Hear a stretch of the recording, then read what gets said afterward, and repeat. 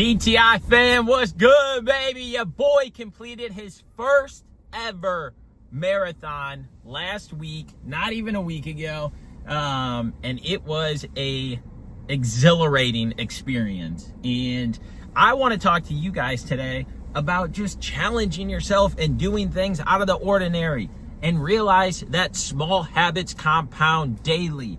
These habits that we talk about, these habits that we preach, are the foundation and fundamental things that we can do in life to see progress in the areas that we want to see progress in. This is how dreams become a reality. This is how your wishes and hopes become your fate and future. This is how the world goes round and round the way you want it to. When you work on the things that matter to you, when you work on the things that push you in the right direction, that push you forward, you will achieve, you will conquer, you will overcome any obstacle that goes in your way or gets in your way. You'll be able to make the roadblocks in life seem a little bit less harsh. You'll be able to tear down and be like the fucking Kool-Aid man, plowing through walls and achieving things, accomplishing things. And it is so exhilarating to be able to see yourself do something that you once thought you would never do. I talk about the marathon, and I've talked about it to a lot of people already in the last 5 days, 4 days since the race, whenever it was, Sunday to Monday, Tuesday, Wednesday, Thursday. It's been like 4 days since it, and a lot of people, like, after I talk about it, are like, I don't know how you do that. I'll never run a marathon, or I'll never run that distance. It doesn't make sense to me. And I'm like, that's the point right there. And that's the thing that I'm most excited to talk about, most excited to preach about, is that I said that as well. I was in the same mindset as well.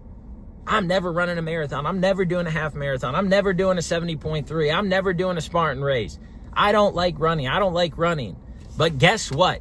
The people that I surround myself with help push me to be able to see through that, to be able to get over that naturally and organically without it being forced. And I think that's what the important thing is like, dude, you can be around fucking 5 smokers and become the 6th one. You can be around 5 depressed people and become the 6th one. You can be around 5 fat people and become the 6th one. Like, we are a product of our environment. And if it wasn't for the people that I surround myself with, I would have never even thought about starting to run 1 mile. Talked on the podcast that's going to drop this week about the race. So I won't talk about the race as a whole, but I want to talk about the concept of it. Because when people hear that you do these big things, these extravagant things, these things that are challenging, it's always like, I would never do that. Because we all have that thought process at one point. We all have that thought process around something, at something in life. I'll never move away. I'll never get a new job. I'll never get this car. I'll never be able to build a house. I'll never find somebody. Never, never, never, because of past experiences that have happened.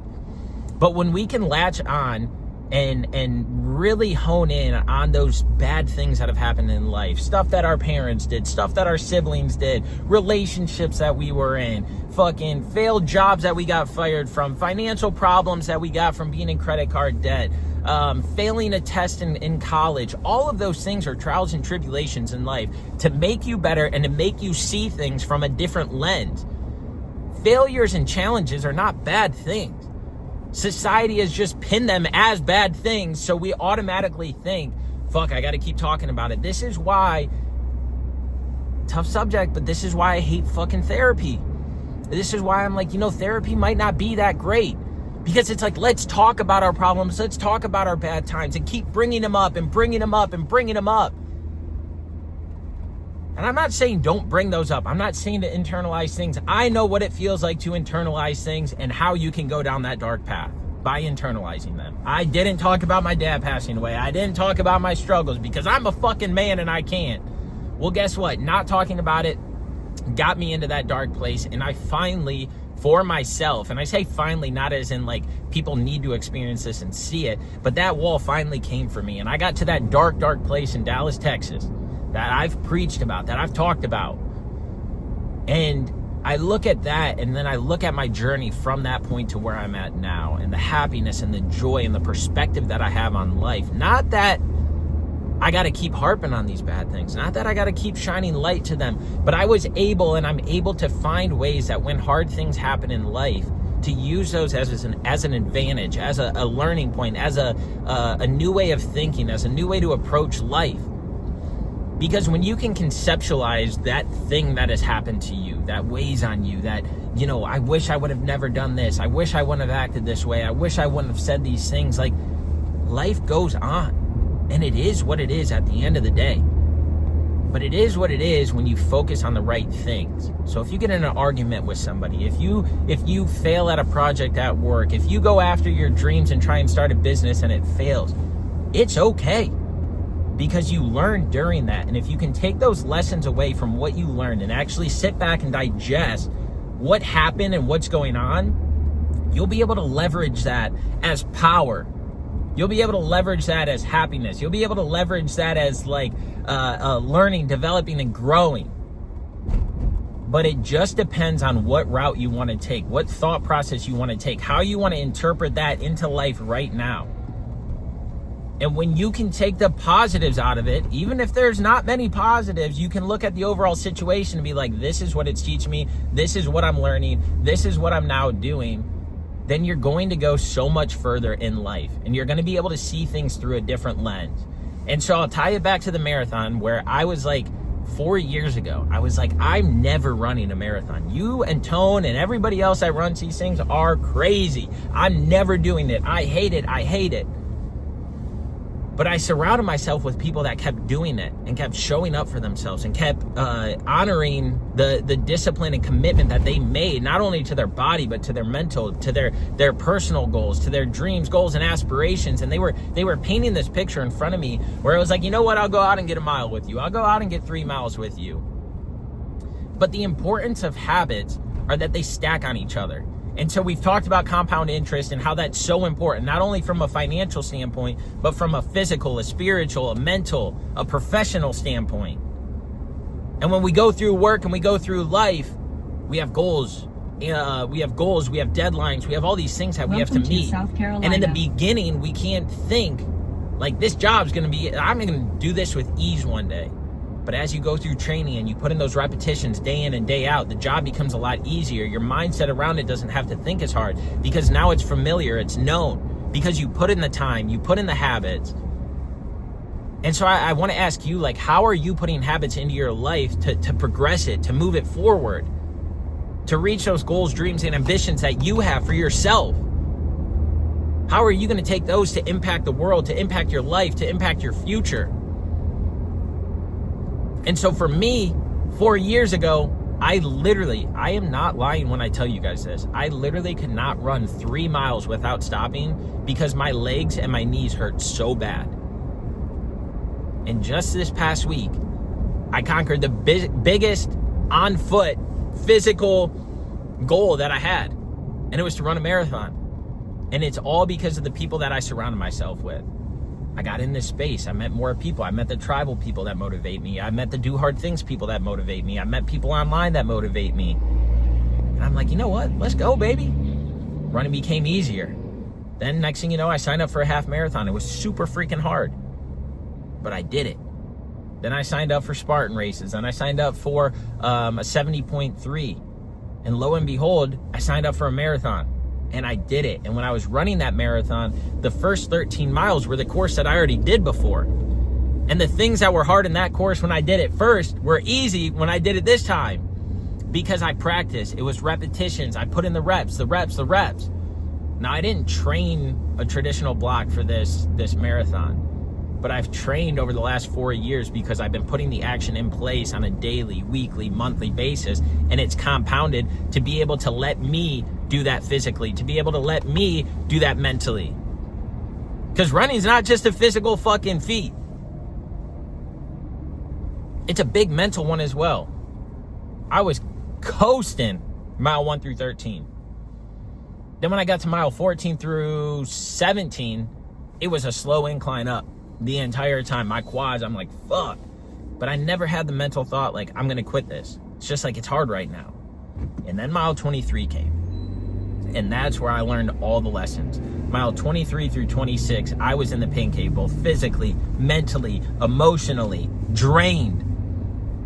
If I didn't have Dylan in front of me chase after, to follow, I probably would have walked and walked and walked those 3 miles. Because mentally and physically, I was drained. But I pushed through because I had somebody leading from the front.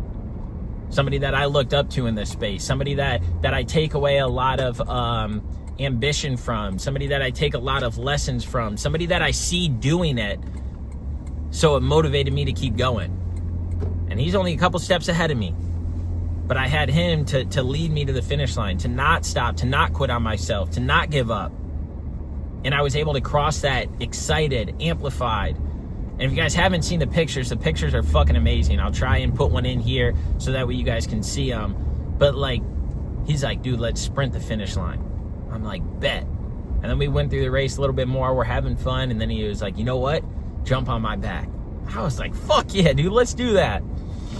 So we get to the finish line. We're about 10 yards from it. He stops. I jump on his back. We're fucking crossing the finish line. Fist pumped up in the air. And the tunnel that you walk through to the finish line just erupts. And I was like, man, that was fucking powerful. Every camera person on us when we crossed the finish line.